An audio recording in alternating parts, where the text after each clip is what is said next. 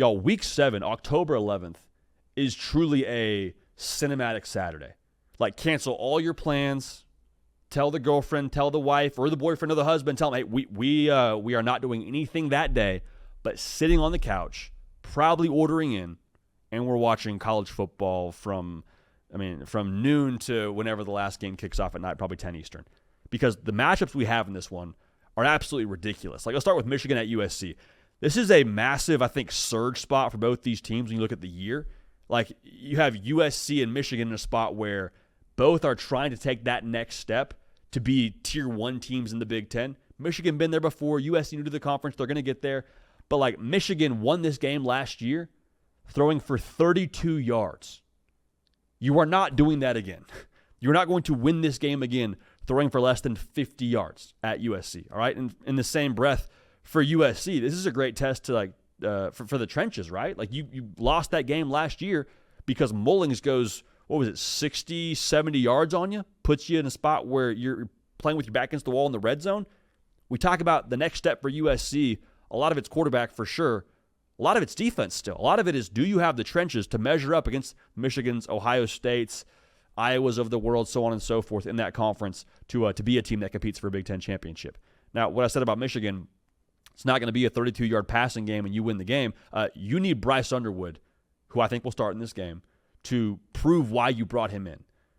Believe this will be Sharon Moore's second game back from suspension, so you hope that things are kind of settled at that point.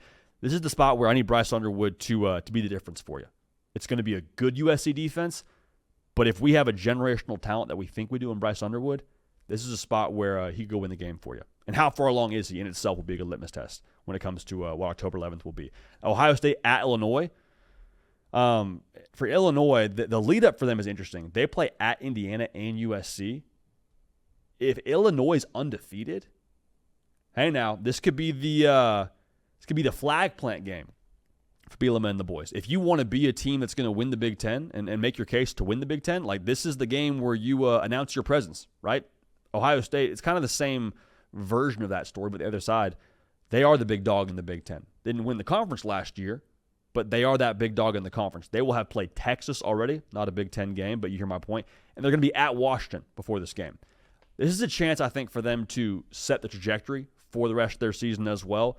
If you want to go win the Big Ten, I think you got to go through Illinois. You still play Penn State, you still play Michigan, but you cannot split those two and lose to Illinois. Ohio State expects to win all of them, but you cannot split those two and lose to Illinois and still, accomplish your Big Ten title hopes. At that point, too, depending on the Texas game, the playoff discussion becomes interesting around Ohio State. So that one's going to be awesome, storylines galore, and just learn a lot about both sides. Now, Red River rivalry. Texas OU, Cotton Bowl. I hope it's a noon kick. I don't know that it will be. Maybe it'll be 3 o'clock. Anyways, this game in itself is going to be awesome. The quarterback matchup between Arch Manning and John Mateer in itself will be box office. But if you're Oklahoma, man, this could be the game where, similar to what we said about Illinois, you may just announce your presence to the rest of the college football world that you are, in fact, like that. This might be the spot. This might be the spot where it's like, oh, actually, Oklahoma, yeah, they beat Michigan. Good for them. But if they beat Texas and have a Michigan win in their back pocket, I'm assuming at this point in time, if that's the case, hey, look out now. Look out. Now, I've said before, I think winning this game will be, I think it'll require a lot of John Mateer to get it done. That's not saying a lot because of him being the quarterback and because of the way that Oklahoma's going to run the offense. But you're going to need some Mateer magic, okay? And Mateer magic in Red River with where Texas is right now in the preseason, that would, I think, put you into some Sooner lore. All right, speaking of number 10.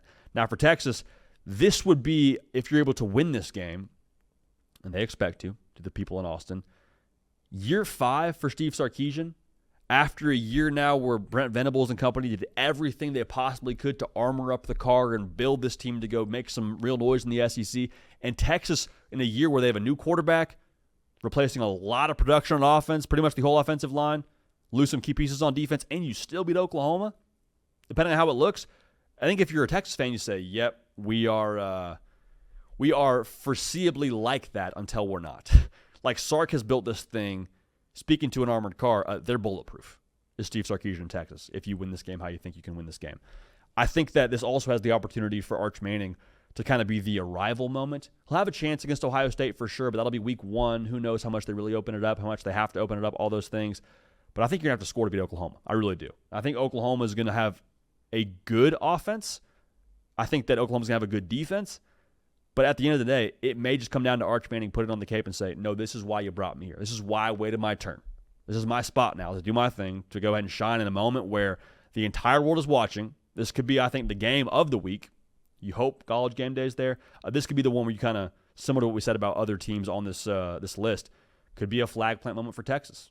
That, no, we really do have national title chops, if there was any wondering about that. Now, the lead up for both teams is interesting. Texas at Florida the week before. No bye week. Oklahoma, they have a bye, then Kent State, then Texas. So you would think the preparation would favor Oklahoma in regards to being able to have your best game plan ready. But you would also say for Texas, maybe it's a spot where the fact that you got to stay hot against the Florida team and keep your competitive juices running, maybe that ends up being a difference for them and favoring them. Here's the one thing I'll say. If Texas wins, it's not a massive surprise to anybody, given how we talk about them right now with their schedule and or not their schedule, their roster, excuse me. But if Oklahoma wins, I do think this changes your perspective on the rest of their schedule. Because the schedule's brutal, there's no way around it, but like how you view Alabama, if you beat Texas and you're Oklahoma, I think that changes. How you view LSU, I think that changes. South Carolina, I think that changes. Ole Miss, I think that changes. So there's a lot there for Oklahoma to where this could kind of be the match they strike that lights it on fire and gets them rolling. And I cannot wait for that one. That's going to be absolutely electric. A couple more to touch on here. Florida and A&M. This kind of be the truth teller spot for DJ Lagway and Texas A&M. For Texas A&M, if you want to get over the hump, you got to do what you did last year to Florida.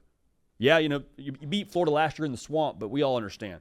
The Florida that you played early in the year was very different than the Florida that beat Ole Miss in November. So that's going to be something to watch for. But if you're Florida, you look at what that game was last year early on, and DJ Lagway now having his chance to say something about it, could be a chance to kind of show the chops that he has and that Florida has here in 2025. Arizona State at Utah, low-key could be a Big 12 title game round 1. That'll be cinema. Indiana at Oregon, absolute just plot thickener, if you will. Oregon, if they win this game handily, I think we look at Kurt Signetti in Indiana and say, okay, were they a product of their schedule? But if Indiana's undefeated going into this one, they play Illinois and Iowa before, okay, hey, here we go. Here we go. Kurt Signetti, the Sig 10 could be a very real thing. So learn a lot about both sides there. Side note, electric coaching matchup. Get a bye for both of these sides before with Dan Lanning and Kurt Signetti. So my point there is the best game plan for both sides will be very much so available for us to see. Now, it's going to be a cancel your plans Saturday, so make sure you're locked in, man. It's going to be a lot of fun.